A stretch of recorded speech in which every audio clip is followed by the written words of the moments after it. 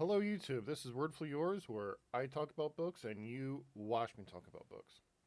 Uh, I recently got to read Project Hail Mary, and I really liked it. Um, it starts out. Andy Weir did when Andy Weir did The Martian. He was actually a self-published author. The publishers that he queried The Martian to turned him down and told him that nobody would ever want to read such a thing.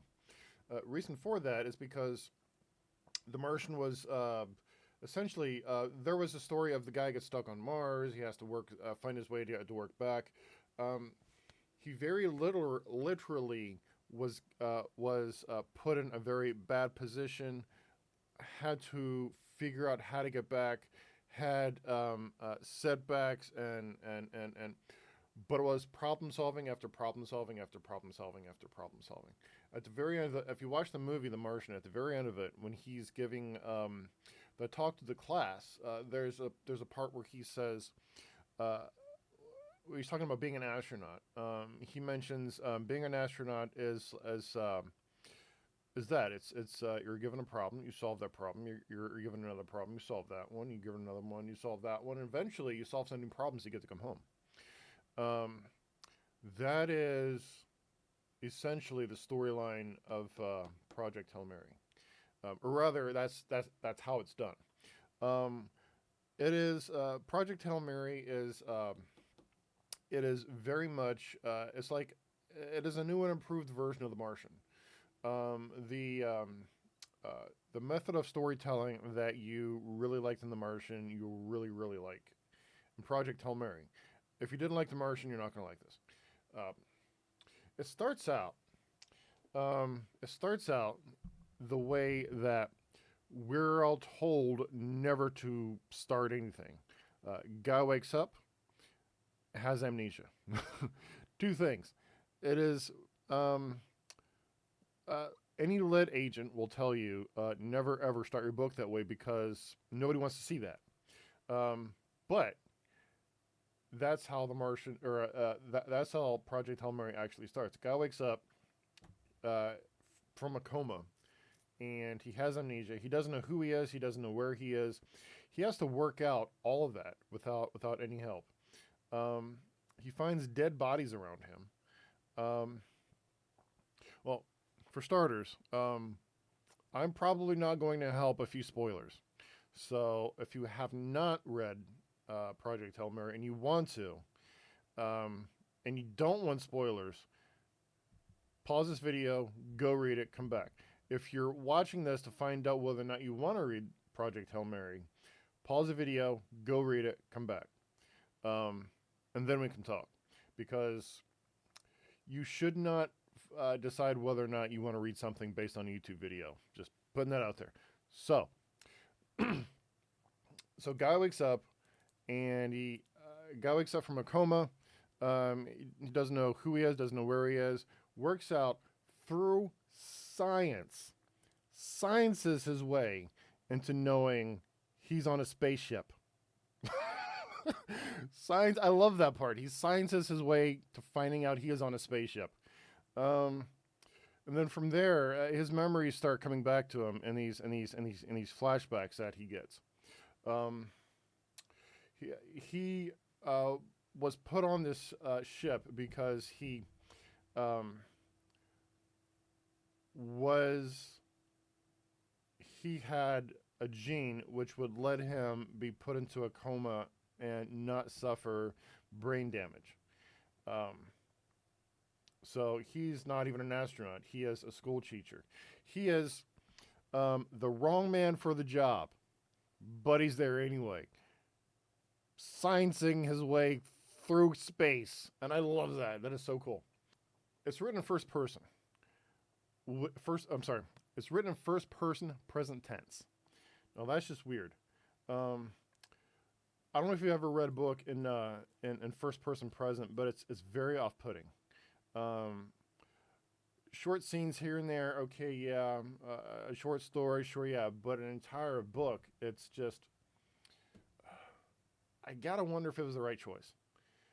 It's just It feels like I don't know if you ever watched one of those old detective movies, the old black and white ones. It feels very, very, very noir, um, which can work. I just don't know if this is the right place for it. But whatever, he's Andy Weir. People are going to buy his books anyways. Um, he also there's quite quite a generous use of something called an interrobang. You've probably never heard the term before. It's the exclamation mark and the question mark put together. Um, yeah, I'll probably put it up here somewhere so you can see it. It's generally not used in novels. It's mainly used in comic books.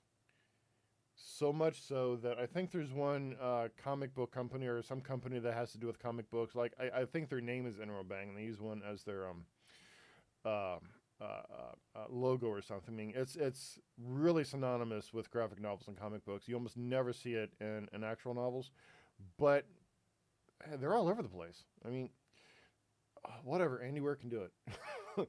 Anywhere is allowed to do it. I never put it in mind just because it just makes it look like it just makes it look a little childish. But you know, whatever. The guy's a millionaire. He can do whatever he wants, I guess. So the premise of the book. Um, the reason he's in space is because I don't know if you've heard anything about Project Hail Mary, but there's a bacteria that's living on the sun that is blocking the sun's radiation from getting to Earth. So Earth is projected to get very cold. It's projected to get so cold that most of the life on Earth will die. It will be the sixth extinction event. So uh, they do a lot of sciencey things to find out about. I love the science in this book. Um, you get to find out sciencey things about not only he'll teach you things like how a pendulum works and how you can time things with the pendulum, no matter how long the pendulum is. You'll find out things about bacteria, and you'll use that knowledge about bacteria to learn about the fictional bacteria that's growing on the sun. That's just cool. So there's bacteria growing on the sun, and nobody knows what to do about it. So the Project Hail Mary comes in because they um, they send a spaceship to Tau Ceti. It's an actual star, and they go to this star to learn about the bacteria and why it's adversely affecting our star, but not theirs. Um, but it's called Project Hail Mary because they can only do this on one trip, um, and they only have enough time to send one ship to this star and have that ship send probes back to Earth so that they can tell them what they found in hopes that they will be able to eradicate this bacteria growing on the sun. They don't have enough fuel to return their astronauts home. So they got one shot. They send them there once. It is a suicide mission because they will die out there in space. They don't have enough fuel to send them back. That's it. They go there, they're done. Um, so Project Hail Mary, it's a really good premise, or it's really good. The stakes are really good. It is literally the life of the Earth, and that's just cool. And he doesn't make you feel like he doesn't talk down to you. He talks up to you. He explains it in a way that it just makes perfect sense with all the science involved with it. I mean, it sounds off-putting, but really, it adds so much to the story. It adds a level of depth that you just wouldn't have otherwise, especially when the villain is bacteria. It helps you understand the bacteria. And while he's at Tau Ceti, he meets an alien, and he talks about the panspermia uh, and evolution, how we evolved one way and they evolved another, and he goes into the science of this little alien dude, and it was a good book. It was a long one though. I usually don't go for long books because they're normally there's usually no reason for them to be as long as they are. Um, like they'll they'll either be filled with irrelevant subplots that you just don't care about. They'll be filled with uh, way too many details that just boring. Um, or they will, like, the first quarter of it will be story, and then between the first quarter and the last quarter, it will just be like thing happens after thing happens after thing happens after thing happens after thing happens after thing happens. Like the whole story will stop for these events which don't mean anything, and then it'll pick up somewhere down the line. So there's normally no reason for these giant door stoppers to be that long, but a lot of them are. This one is 482 pages long. I was originally daunted, and I just thought to myself, well, I'll only read some of it, and I could talk about that some of it. But no, I loved this book. I loved all 482 pages. I could not get enough of these 482 pages. After a certain time, I was in a hurry to finish this book. So instead of speed reading it, I bought the audiobook so that I can listen to the audiobook to finish it out. That's how good it was. It made me get the audiobook. It's that good. As a rating, I will give this.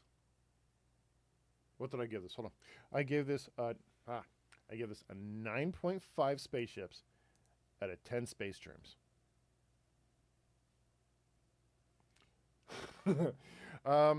Thank you for watching. You don't forget to stop by the gift shop on your way out. You can buy my books on Amazon. You can follow me on Twitter, the Twitters and the Facebooks and the Instagrams or whatever social media is your favorite. And if you, my Amazon wish list is also down in the thingy at the bottom. If you buy me a book, I will be very gracious and I will do a review on it sometime in the future when I can. Thanks for watching. Here's some video of my cat. See you later.